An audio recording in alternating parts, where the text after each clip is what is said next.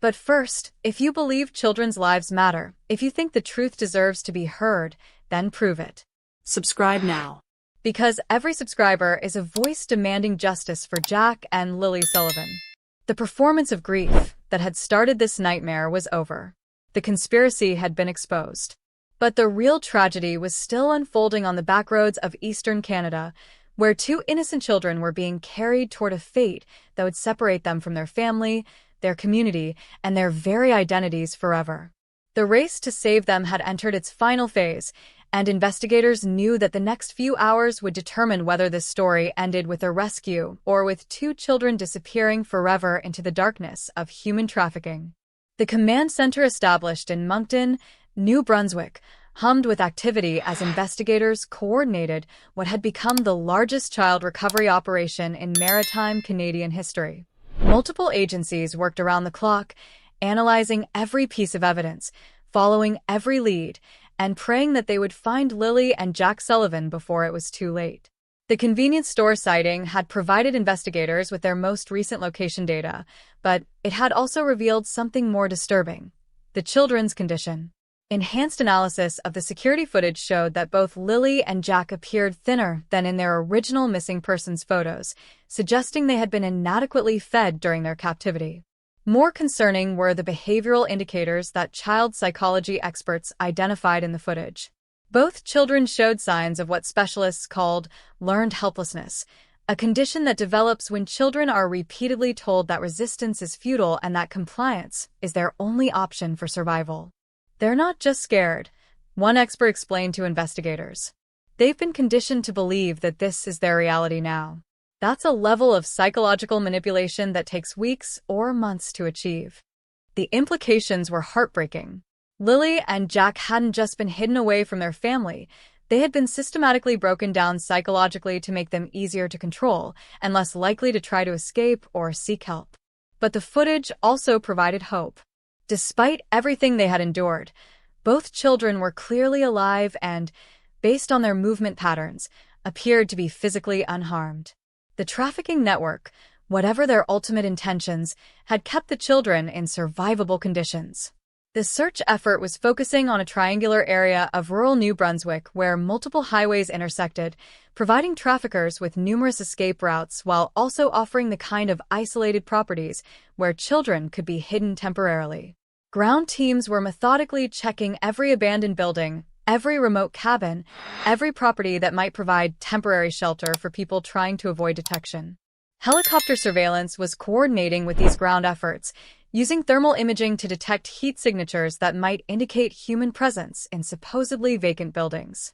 But investigators were also using a more sophisticated approach based on their new understanding of how trafficking networks operated. Financial crime specialists were tracking credit card usage, cash withdrawals, and unusual financial activity in the target area that might indicate people trying to remain off the grid while arranging transportation or documentation. The breakthrough came from an unexpected source: a rural gas station attendant who reported a suspicious interaction from the previous evening. A woman matching the description of the transporter had purchased fuel and supplies, paying with cash, and seeming nervous about the transaction. She kept looking around like she was expecting someone to recognize her, the attendant reported. And she bought a lot of food, way more than one person would need. Kids' snacks, juice boxes, things like that. More importantly, the attendant had noticed the vehicle she was driving, a dark-colored SUV with temporary license plates. When investigators ran the plate numbers through their databases, they discovered the vehicle had been rented using false identification documents. The rental agreement provided investigators with several crucial pieces of information. The vehicle's GPS tracking system was still active, fuel consumption data that could help predict travel range, and, most importantly, the discovery that the vehicle had been rented for a specific duration that ended in just 18 hours. The limited rental period suggested that the traffickers were working to a tight timeline. They needed to complete whatever arrangements they were making for Lilly and Jack within the next 18 hours, or risk having their transportation discovered when the rental company reported the vehicle overdue. GPS tracking data showed that the vehicle had been traveling in a pattern that suggested the occupants were scouting locations rather than heading to a predetermined destination. They had visited several remote areas, stayed briefly at each location, and then moved on. But one location showed a different pattern. The vehicle had arrived at a property near the Miramichi River and had remained stationary for over 4 hours before moving on. Satellite imagery showed the property was a hunting camp with several buildings, accessible only by a rough dirt road, and surrounded by dense forest. The extended stay at this location suggested it might have been used as a temporary safe house where the traffickers could rest, make plans, and prepare for the next phase of their operation. When tactical teams approached the hunting camp, they found evidence that confirmed their suspicions. Recent tire tracks matched the rental vehicle, food wrappers indicated multiple people had been present recently, and most heartbreakingly, they found a small sock that DNA analysis would later confirm belonged to Jack Sullivan. But once again, the location was empty. The traffickers had moved on, taking Lilly and Jack with them. However, investigators made a discovery at the hunting camp that provided new hope: a cell phone that had been accidentally left behind. The phone contained text messages, call logs, and GPS data that painted a clear picture of the trafficking network's operations and, most importantly, their immediate plans. Text messages revealed that the network was experiencing pressure from law enforcement activity that was disrupting their normal operations. "Too much heat," one message read. "Need to accelerate timeline and move to Plan C." Plan C, based on additional messages and call logs, appeared to involve moving the children to a location outside of Canada entirely.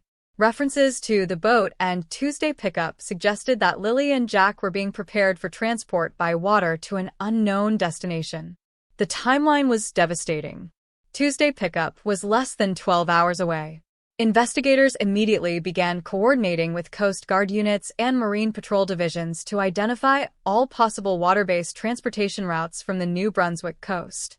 They also reached out to international partners to alert Customs and Border Services about the possibility of children being trafficked by boat. But they also had one more lead from the abandoned cell phone: recent GPS data showing that the vehicle had traveled to a marina on the Bay of Fundy. The timestamps indicated this visit had occurred just hours before investigators found the phone. If you're feeling angry right now, if you're frustrated by the injustice of it all, then channel that energy into action. Subscribe to this channel right now.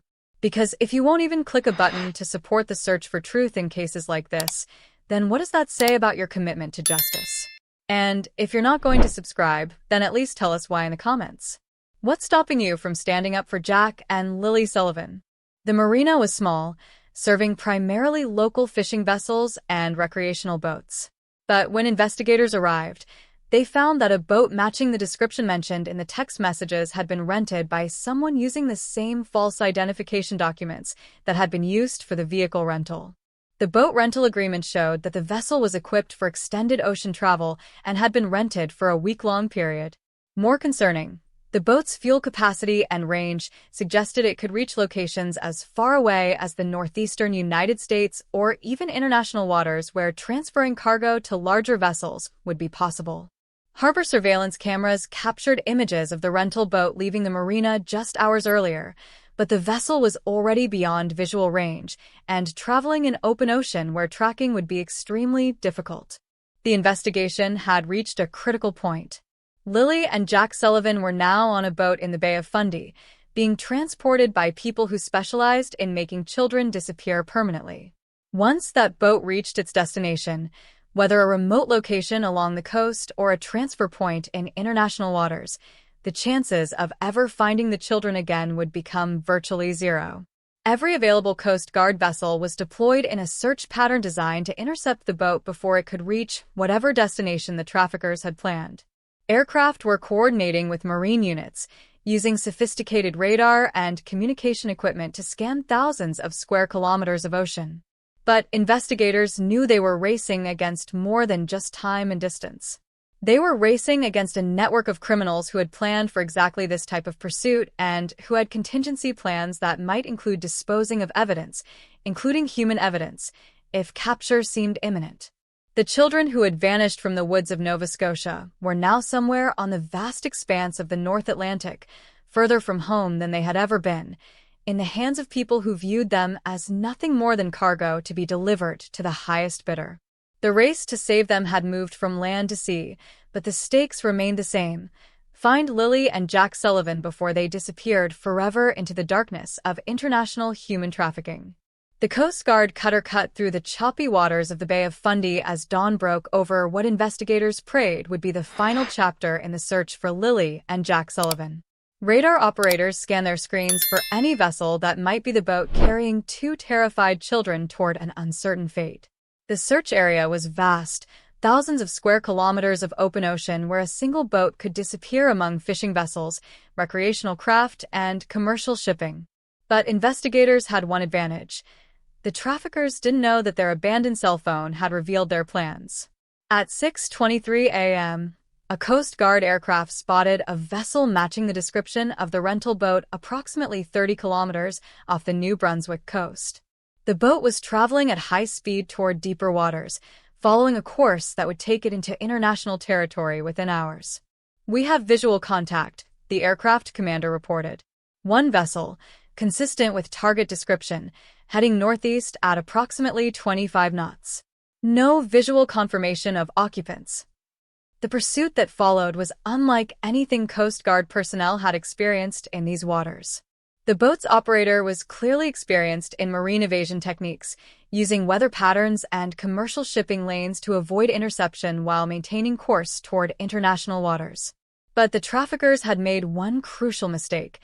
They were traveling during daylight hours when aerial surveillance was most effective. The aircraft was able to maintain visual contact while Coast Guard vessels closed in from multiple directions. The final approach required delicate coordination. If the traffickers realized they were about to be captured, they might harm the children or even throw them overboard to eliminate evidence. The operation needed to be swift, overwhelming, and leave no opportunity for the criminals to hurt Lilly and Jack. At 7:47 a.m., 3 Coast Guard vessels surrounded the fleeing boats simultaneously. Over loudspeakers, officers commanded the vessel to stop and prepare to be boarded. For several tense minutes, the boat continued at full speed, as if the occupants were considering whether to fight or surrender. Then, suddenly, the engine cut out. The boat slowed and eventually stopped, rocking gently in the Atlantic swells as Coast Guard officers prepared to board. What they found when they climbed aboard would haunt them forever, but also fill them with overwhelming relief. In the boat's small cabin, huddled together on a narrow bunk, were Lilly and Jack Sullivan. The children were alive.